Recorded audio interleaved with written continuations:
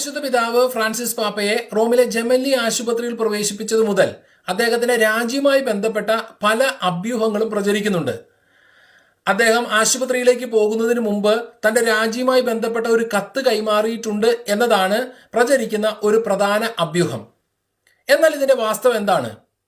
2013 തന്നെ തന്റെ രാജ്യവുമായി ബന്ധപ്പെട്ട ഒരു കത്ത് അദ്ദേഹം ഒപ്പുവെച്ചിട്ടുണ്ട്. 2022 സ്പാനിഷ് പത്രമായ ABC-യുമായി നടത്തിയ അഭിമുഖത്തിൽ അദ്ദേഹം അത് വെളിപ്പെടുത്തിയിട്ടുള്ളതാണ്.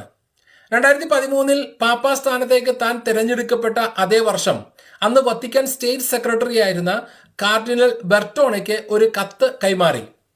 അതിൽ പറയുന്നത് ഇങ്ങനെയാണ്: തനിക്ക് ഏതെങ്കിലും ആരോഗ്യ കാരണങ്ങളാൽ പാപ്പാ സ്ഥാനവുമായി ബന്ധപ്പെട്ട കർത്തവ്യങ്ങൾ നിർവഹിക്കുന്നതിന് തടസ്സമുണ്ടായാൽ താൻ രാജിവെക്കും എന്നാണ്.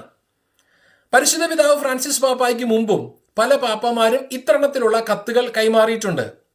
പോൾ 6 പാപ്പ ഇങ്ങനെ ഒരു കത്ത് നൽകിയിട്ടുണ്ട്. ആ കത്തിൽ പറയുന്നതനുസരിച്ച് ഏതെങ്കിലും ഗുരുതരമായ രോഗം തനിക്ക് നിർണയിക്കപ്പെടുകയോ മാരകമായതോ അല്ലെങ്കിൽ നീണ്ടു നിൽക്കുന്നതോ ആയ ഒരു പ്രതിസന്ധി പാപ്പാ സ്ഥാനവുമായി ബന്ധപ്പെട്ട കർത്തവ്യങ്ങൾ നിർവഹിക്കുന്നതിന് തടസ്സമുണ്ടാക്കുകയോ ചെയ്താൽ താൻ രാജിവെക്കും എന്നതാണ് അതിൽ പറയുന്നത്.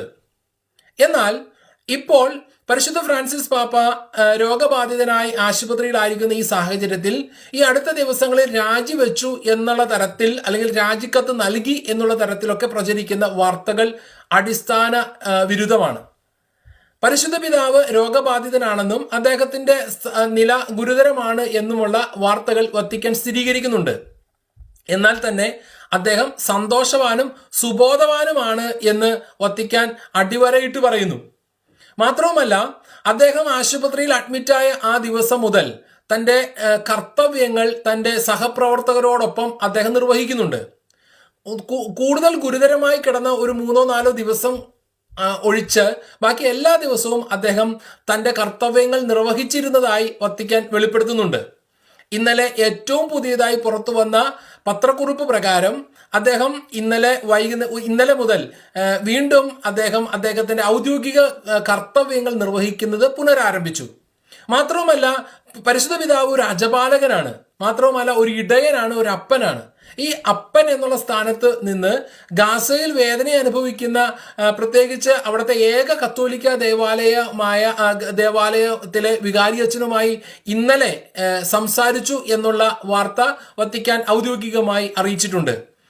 അവിടുത്തെ ജനങ്ങൾ പാപ്പായുടെ ആരോഗ്യത്തിന് വേണ്ടി പ്രാർത്ഥിക്കുകയും അദ്ദേഹത്തിന് ആശംസകൾ നേരുകയും അദ്ദേഹത്തിന് വീഡിയോകളും മറ്റ് സന്ദേശങ്ങളും അയക്കുകയൊക്കെ ചെയ്തു. അതിന് അദ്ദേഹം നന്ദി പറയുകയും ചെയ്യുന്നുണ്ട്.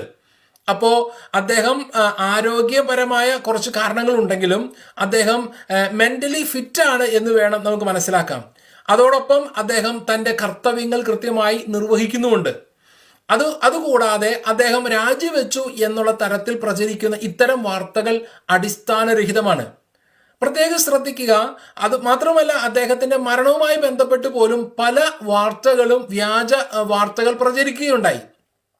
നിങ്ങൾ വാർത്തകൾ കാണുമ്പോൾ പ്രത്യേകം ശ്രദ്ധിക്കുക. അത് ഔദ്യോഗിക സഭയുടെ പ്രധാനപ്പെട്ട ഉറവിടങ്ങളിൽ നിന്നുള്ള വാർത്തയാണോ എന്ന് കൃത്യമായി പരിശോധിക്കുക. അല്ലെങ്കിൽ നമ്മൾ തെറ്റിദ്ധരിപ്പിക്കപ്പെടാൻ സാധ്യതയുണ്ട്. സൂക്ഷിക്കുക എന്ന് മാത്രമാണ് പറയുക. മാത്രവുമല്ല, വ്യാജ വാർത്തകൾ പ്രചരിപ്പിക്കാതിരിക്കാൻ ഓരോരുത്തരും പ്രത്യേകം ശ്രദ്ധിക്കണമെന്ന് വത്തിക്കാൻ ഔദ്യോഗികമായി പറയുന്നുണ്ട്. അതുകൊണ്ട് നമുക്ക് പരിശുദ്ധ പിതാവിന് വേണ്ടി പ്രാർത്ഥിക്കാം. ലോകം മുഴുവൻ അദ്ദേഹത്തിന്റെ മടങ്ങിവരവിന് വേണ്ടി പ്രാർത്ഥിക്കുകയാണ്. റോമിൽ ഇന്നലെ മുതൽ വത്തിക്കാൻ ചതുരത്തിൽ പൊതുവായ ജപമാല പ്രാർത്ഥന ഇന്നലെ നടന്നു. അതോടൊപ്പം ജെമലി ആശുപത്രിയുടെ മുമ്പിൽ അനേകായിരങ്ങളാണ് ഓരോ ദിവസവും വന്ന് പരിശുദ്ധ പിതാവിന് വേണ്ടി പ്രാർത്ഥിക്കുന്നത്. നമുക്കും നമ്മുടെ തീക്ഷ്ണമായ പ്രാർത്ഥനയിലൂടെ പരിശുദ്ധ പിതാവിന്റെ മടങ്ങുവരവിന് വേണ്ടി ആഗ്രഹിക്കാം. റോമിൽ നിന്ന് ബ്രദർ ജോ ബെൻ എലോഹിം.